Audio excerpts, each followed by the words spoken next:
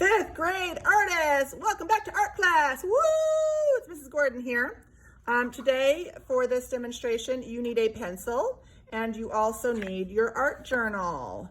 The very first thing you're going to do is where it says name, you are going to write your first name neatly and your last name neatly. Later on, if you get bored, you can start to work on decorating nicely, creatively, uniquely, special to you, your cover. You can decorate these blank letters up here. You can decorate this blank frame right here. You can add pictures to the insides of the frames on the front and on the back. Later. Now, you have just watched some videos reviewing line and shape. And we are going to review together in your journal, line and shape. And then once we have completed those pages, you can come back to them to refer to them at any time or to even add to them if you see something really cool, a cool line or shape. But before we do that, we have to sign our art journal contract. Repeat after me. In my art journal, I will draw and write what I learn about in art, reflect on my own work and the work of others, create new drawings and designs when I am finished with my work. Oh, this is my favorite part.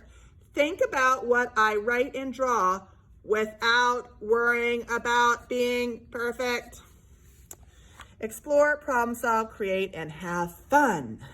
All right, if you agree to do all those things, please sign your name in cursive or in print on the line. Write the date. I'm just going to write September 2020 since I am doing this on a different day than you will be doing this. Then, after that is signed, turn to page 2.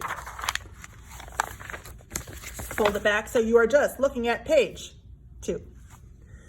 You, we, and I, I'm getting a little silly here today, are going to create and practice all different kinds of lines. Our first 3 kinds of lines talk about the direction that lines travel. Lines that go up and down are called vertical, and the V in vertical looks like a down arrow. Lines that go from left to right are called horizontal and look like the horizon line. You might see it at the beach. Lines that go from low to high or high to low are called diagonal. All right, so vertical lines, they can be long, they can be short, they can be thick, they can be thin, they can be light, they can be dark, they can be repeated and look like part of a fence, they can be repeated like this and look like a dashed vertical line. Draw some vertical lines. Feel free to pause the video and come back to me when you are done. Lines that go from left to right are called horizontal or right to left. Horizontal lines can be long or short. They can be thick or thin. They can be dark or light. They can be repeated. They can be stacked. Draw some horizontal lines. Do, do, do, do. All right, lines that go from low to high or high to low are called diagonal. Remember, I am going fast, so pause the video at any time to catch up. Diagonal lines can be long or short, light or dark. Diagonal lines can cross. They can be very steep or very shallow. They can be repeated. They can be repeated like this. Draw some diagonal lines. Lines do not have to be straight, do they? Lines can be curved. Curved lines can be curved like a rainbow or curved like a smile. They can be shallow or they can be very deep. They can be repeated and look like sleeping sleeping eyes. Look, I made a face. Wah, wah, wah. They can be repeated and look happy. Hooray!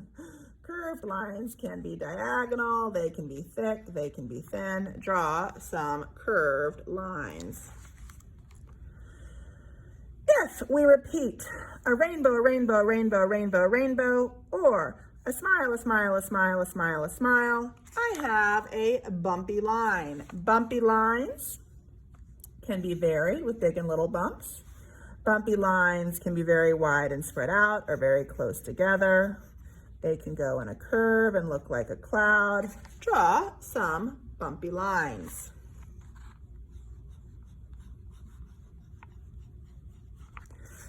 Now, if I were to put together A rainbow, a smile, a rainbow, a smile, a rainbow, a smile, a rainbow, a smile. I have a wavy line. Wavy lines can be thick or thin.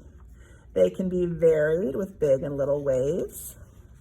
They can be very close and tight together. They can be very tall and tight together. They can be very wide and spread out. Draw some wavy lines. Oh, I'm getting hungry, friends, because if I know what a curly fry looks like, I know what a curly line looks like. That loop, de-loop, de-loop, de-loop, de-loop of potato deliciousness. Curly lines can be big and overlapping. Curly lines can be vertical and get smaller as you go down and look like a tornado. Curly lines can be very wide and spread out, like you stretched out your spiral from your binder. Don't do that. Curly lines can be varied with big and little curls. Loop de loop de loop. Draw some curly lines. Friends and artists, if I have a line that starts out and goes in, or starts in and goes out, I have a spiral line. Spiral lines can be very close and tight together. Spiral lines can be very wide and spread out. You can even connect some spiral lines for some advanced drawing. Dun, dun, dun, dun. Spiral lines. Friends and artists, 2 more lines to go. If I have a line that starts low and goes high and then goes high to low to high, high to low to high, high to low, low to low, low, low, I've got a zigzag line. Zigzag lines can be very tight and close together. They can be very wide and spread out. Remember, pause Mrs. Gordon at any time. They can be varied and look like monster teeth, or a cat's head with some hair on it. Okay, draw some zigzag lines. Oh look, Bart Simpson's hair. Okay. One of the favorites in the art room, friends, are the castle lines. Castle lines go over, up, over, down, over, up, over, down, over, up, over, down, over, up, over, down, over. Castle lines can be short and spread out. Castle lines can go in a curve and look like a sprocket or a gear. Castle lines can be close and tight together. Castle lines can be varied and look like a cityscape. Draw some castle lines. All right, friends, this last category is for if you see or find any cool lines. Now that we have done this line page together, you can come back and add to this. You can come back and look at this if you need inspiration. In just a minute, we're going to talk about shapes. And after we do that, you're going to take a look at the art of 2 different people.